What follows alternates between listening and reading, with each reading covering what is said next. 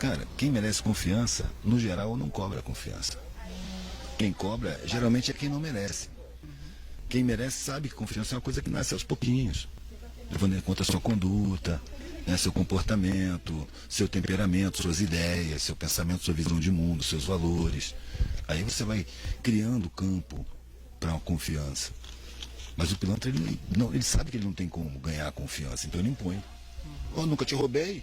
Isso é motivo para não confiar em alguém, cara? Olha no olhar, leva em conta a vibração pessoal. A gente emana uma vibração pessoal como onda de rádio. A gente anda distraído com isso, mas se você prestar atenção, você desenvolve essa percepção. Geralmente as pessoas percebem quando é muito agudo. Um grupo de pessoas honestas conversa e um pilantra quer se aproximar. E nego olha e sente aquela rejeição. Meu santo não foi com o santo desse cara. É a energia do cara que não está sintonizando com a energia das pessoas. Só que é a frequência vibracional dele. Todo mundo emana essa frequência. Ali nesse caso você sente que a defasagem é enorme. Mas você emana de todas as situações, em todos os graus. Não é só o mais pilantra. Todo mundo emana uma frequência pessoal. É como uma impressão digital. Eu chamo de a vibração da alma. E isso até o ateu pode entender. Porque a alma para mim são os sentimentos, as emoções, os pensamentos, a visão de mundo, os desejos, os objetivos de vida, o temperamento, o caráter. Essas coisas abstratas do ser humano. Isso forma a alma da pessoa. Independente se ela sobrevive à morte ou não. Você vai em conta o fator religioso, mas a parte abstrata do ser, que é a que tem mais carência de realização, é a parte abstrata, não é a concreta. Só que os publicitários não deixam a gente perceber isso. Os publicitários convencem a gente que você só tem condição de acessar a felicidade tendo muita coisa. E não é, cara. É tendo afeto. É chegando num lugar e sendo bem recebido, sempre. Causando prazer nas pessoas, causando evolução, tratando cortesmente com todo mundo, com amorosidade, com justiça, com caráter, com benevolência, com tolerância. Essa é a parte preciosa da vida. E passa batido. Todo mundo desconfiando de todo mundo, porque o objetivo o que é? Matéria. Conforto, luxo, grana. E vive um inferno. Não é à toa que as pessoas que têm mais grana são as que mais tomam antidepressivo. Cara. Imagina, ela conseguiu o objetivo da vida, mas toma antidepressivo. Uma pessoa que toma antidepressivo, evidentemente, tem uma vida deprimente. História da felicidade com a grana, cara. É uma das muitas mentiras que a gente é obrigado a ouvir desde que é criança. A criança entra para a escola e vai ouvir: você não pode ter prazer enquanto aprende, não pode se divertir aprendendo, você vai deixar para se divertir na hora do recreio. Está condicionando a criança para aceitar um trabalho sacrificado e deixar para viver nas horas vagas. No recreio, depois das 6 horas da tarde, nos feriados, nos fins de semana. Não é à toa que sexta-feira é uma obsessão geral. Que as pessoas aceitam trabalhar no que detestam, porque estão convencidas desde pequenas de que trabalho é sacrifício. E aí ficam loucas pelas horas vagas, velho. Você não vive. Nas horas vagas você vai descarregar as pressões. Você não vai se divertir. Você tá louco para chegar. Segunda-feira você tá deprimido. Domingo de noite você já tá triste. Amanhã vai começar aquela merda. Por que você aceitou um trabalho que você detesta? Não tem coisa pior, né? Pô, eu falei com meus filhos, cara, que você gosta de passear com o cachorro? Então assume esse trabalho e vai passear com o cachorro, que você vai sempre gostar do que você está fazendo.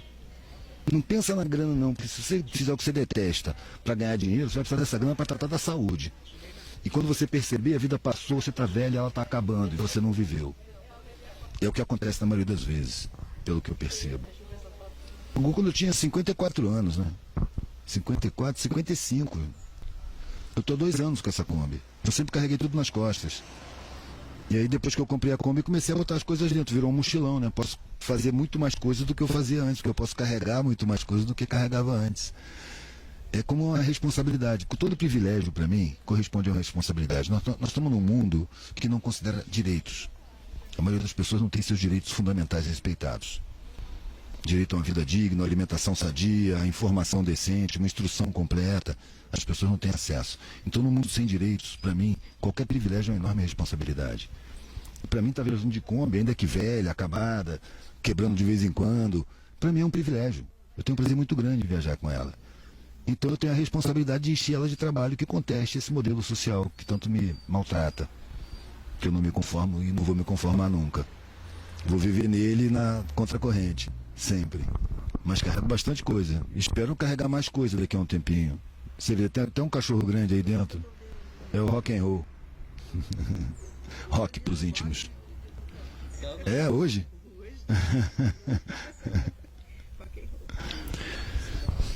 Olha, a gente está vendo um pedaço, a gente está vendo um pedacinho de um processo milenar.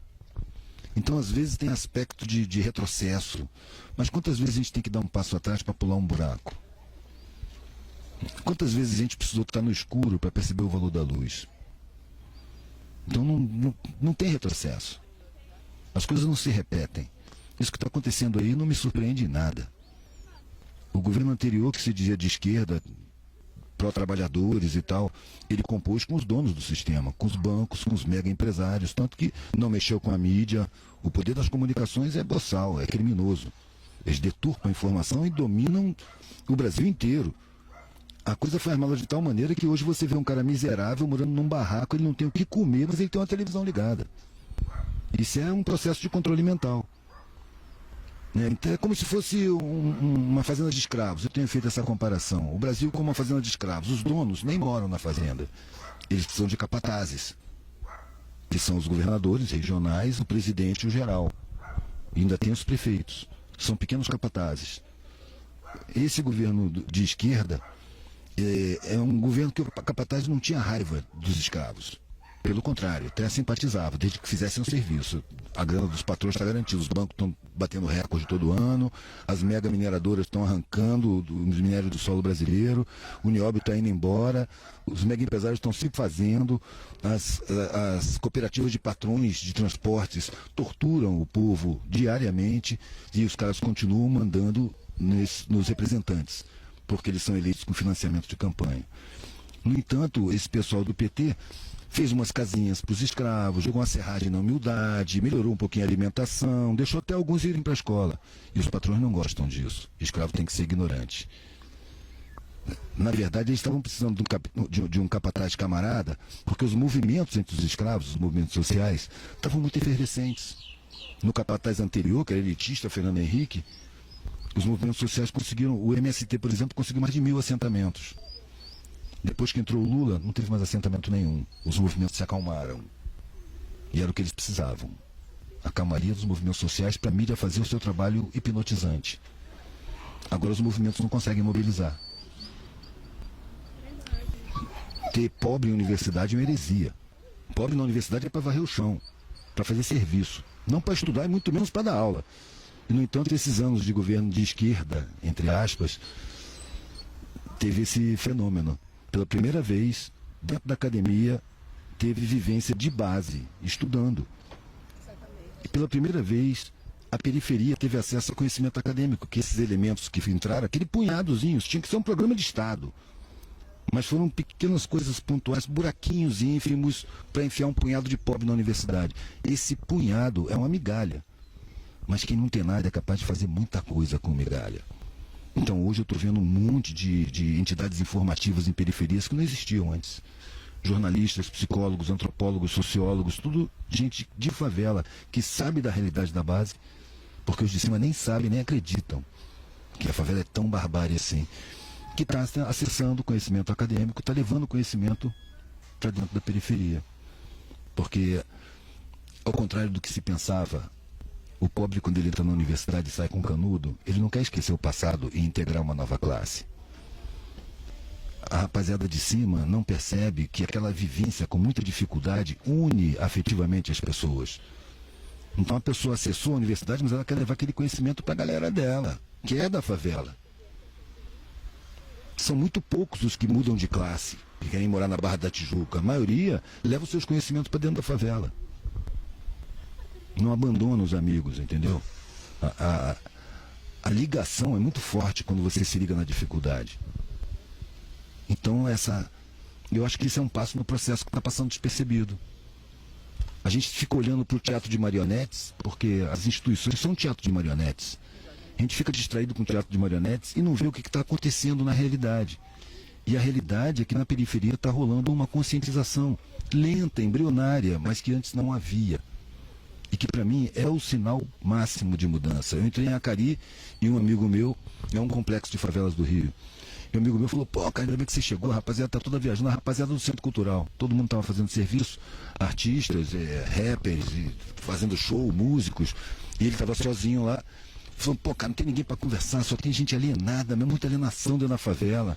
Aí eu lembrei ele, velho, ó, poucos anos atrás eu entrava na favela, não tinha ninguém reclamando de alienação. Hoje em qualquer lugar eu encontro gente dentro de favela reclamando da alienação. Poucas pessoas, mas antes era nenhuma. O processo tem o seu ritmo. O processo de mutação tem seu ritmo. O mundo não começou a mudar hoje. O mundo começou a mudar 4 bilhões de anos atrás, quando era uma bola de lava incandescente. Se você pegar esses 4 bilhões de anos e transformar em 24 horas, a humanidade apareceu nos últimos segundos.